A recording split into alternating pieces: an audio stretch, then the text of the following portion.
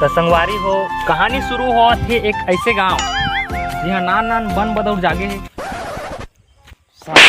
यहाँ 5 फीट के आदमी खड़े हो तो ये बन बदौर मन दिखा देता ना।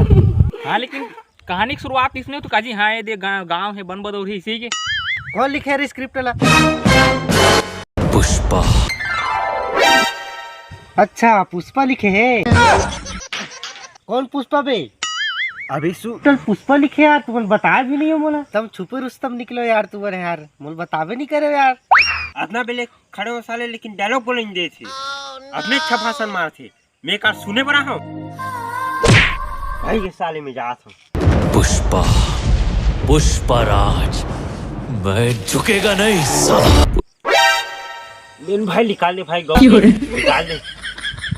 धर कांदाला पुष्पा पुष्पा करत रहेस ना, ले अब भाई निकाल दो भाई बनने का सहारा बेटा पागल है।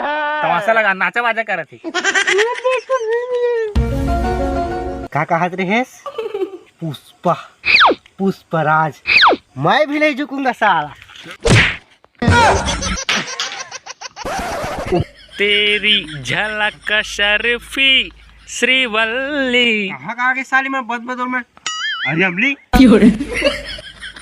तेरी झलक शर्फी श्रीवल्ली नैना। जय जोहार, जय छत्तीसगढ़ संगवारी हो। अबे तोर बाचे छे रे, बाचे छे पुष्पा तोर? भूत नहीं उतरे तोर।